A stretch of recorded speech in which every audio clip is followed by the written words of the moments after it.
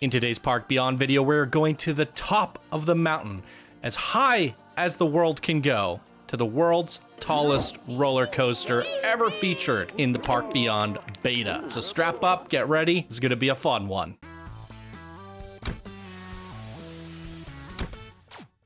Heyo everybody, Johnny5 Alive here, and welcome back to another episode of Coaster Spotlight Park Beyond Edition. That is right, today we're featuring a coaster from none other than GalcianBTH, one of the most legendary coaster creators in the Planet Coaster community, and I have asked him to make me a coaster for the Park Beyond beta. So we're gonna jump right on into it. I have not ridden this coaster. My first impressions are the same as yours. Let's get to it. Okay, welcome, ladies and gentlemen, to this monstrosity of a coaster. Looks like Galcian was trying to see how high you could make the coaster. I'm assuming that's about as high as you can go, but that is very, very, very tall. And he also kind of had a disclaimer saying that he wasn't actually going to give this to me, and I was like, give it to me. We want to see as much Park Beyond beta content as physically possible. So he wasn't happy with this, said he wasn't finished, but the one plus side is that it shows off a little bit of what you can do with the terraforming and do with an exploration coaster. As you guys would have saw from my ridiculous video from the Madman in the previous spotlight, the coaster does not behave very well when you're doing like little tight turns and stuff, and I was saying that it performs best as an exploration coaster when you have large windy splines, and that is exactly what Galcian is good at and what he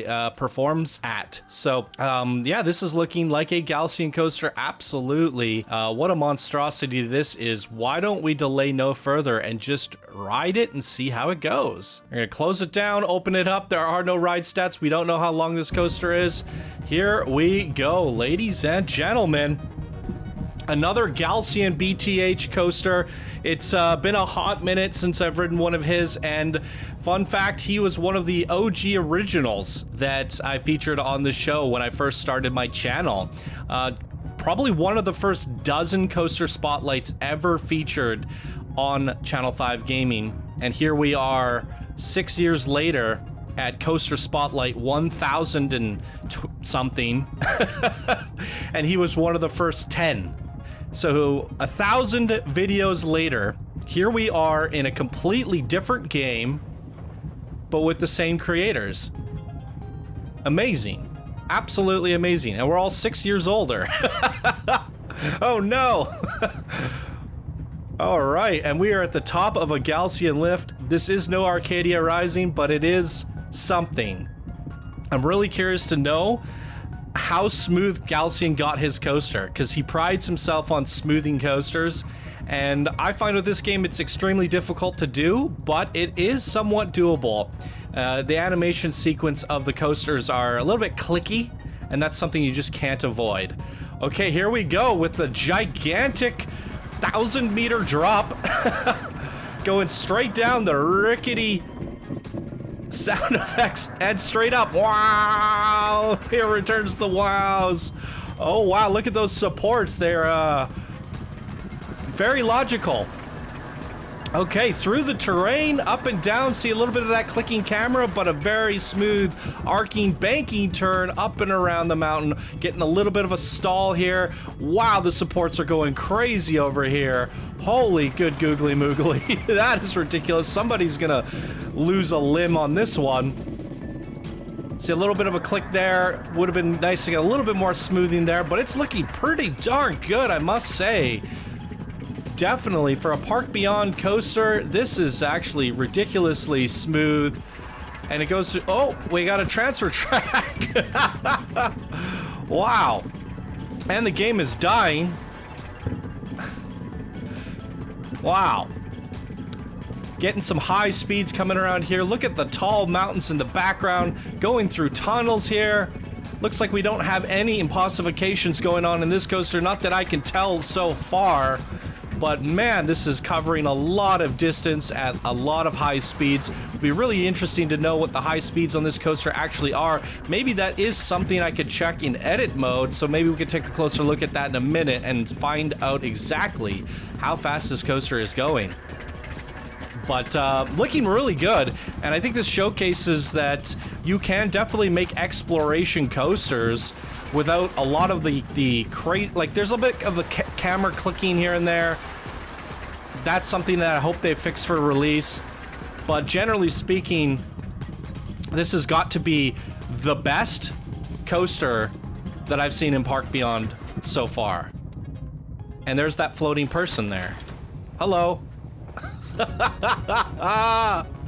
Wow, well done, Galcian. Let's edit this coaster. How do we okay, we can see the speeds now. Yes, that's perfect. Okay, let's speed it up. 8 times speed, 18 kilometers per hour going up the lift here. And let's slow it down so we can actually see here what speeds it gets up to. 100, 150, 180, 200. Wait, why can't I pause it? I gotta redo this. Jump cut. So that's kind of weird. You have the speeds here in the bottom right, but then you also have the speeds here in the top right. It's really confusing. So if I want to pause the coaster, I have to pause the coaster, not the game. So that's interesting. Okay, so let's speed this up again. I wanted to see what max speeds we were getting up to, so I have to pause it down here. I wish there was a hotkey for this. 190, 206, 223, 228, 231, 232, and it goes back to 231. So max speeds of 232 miles per hour with no impossification modules or launches. And while you might think that is absolutely ridiculous, you'll probably pass out while riding this coaster. In Park Beyond, this is actually kind of standard. If you go to some of the hooks and stuff, some of the requirements to make a fun coaster are to make the coaster go over 150 miles per hour in order for the teens to enjoy it, which is weird because when it goes to these speeds in Planet Coaster, this would probably be like a 90 mile an hour coaster. They tend to exaggerate some of these speeds for whatever reason. So I think the max speeds are going to be 232. I don't think it's ever going to go any faster than that. We're stalling out at about 40 kilometers per hour. And that's my point there. That was almost a stall. Let's see this again here because it's going to stall here. There's no way in heck that this stall is 30 kilometers per hour. That's 26 kilometers per hour. That is walking speed. There's no way I can walk 30 kilometers an hour. So even when the coaster's at a dead stall, it says it's traveling at 30 kilometers per hour. That is just not the case. So now we're reaching more speeds of 210 kilometers per hour. So really cool stuff. I'm actually really impressed by how Galcian managed to get everything quite smooth. And I want to talk a little bit about that for a second, because after playing with the coaster builder in this game in comparison to that of Planet Coaster, it is easier to build coasters in Park Beyond. You get to track down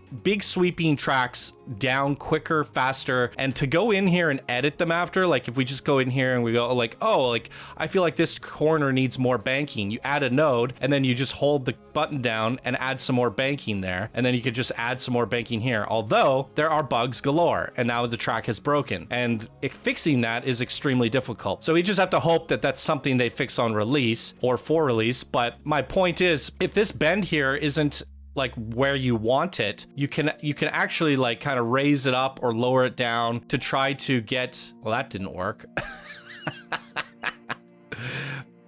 You could yaw it. Wait, where's the yaw? Yeah, this, you could yaw it just a little bit, and then we want to pitch it.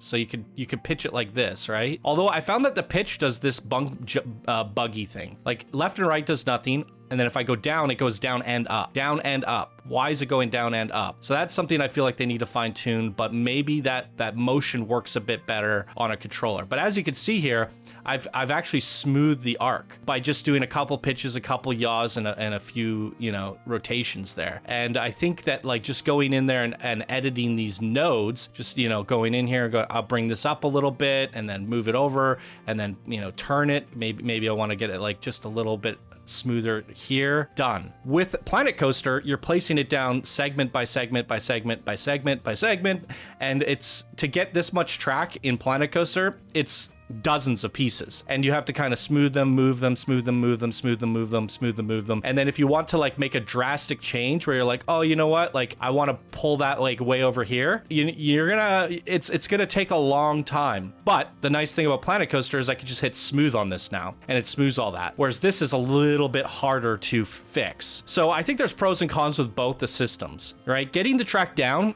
is quicker, easier, and you get longer, smoother track pieces. And I think building coasters, long exploration coasters, goes much, much smoother in Park Beyond than it does in Planet Coaster. But the refinement process and the tuning and getting everything just beautiful, and also just riding the coaster, is far superior in Planet Coaster. And that's the kind of the sad part, is this game is the impossification factor. See what I'm doing here? I just made this whole area transition smoother by just pitching it a little bit. And I could actually do that here as well. I'm gonna pitch it this way, and I can make it much smoother there. Boom. So like a nice smoother transition. So yeah, anyways, my point is that while this game is the beyond impossification factor, I've seen impossible coasters in Planet Coaster and they perform much better. They ride better, and Galcian was one of the earliest people to do it with the massive coasters that go to the top of the map and reach crazy speeds and go around beautiful maps and just dry out that momentum. And the impossification factor has existed in Planet Coaster since the very beginning. And what I would like to see from this game on release is some of these tools refined a little bit, some of the jankiness and the coaster riding experience, so that we can enjoy riding the coasters. Because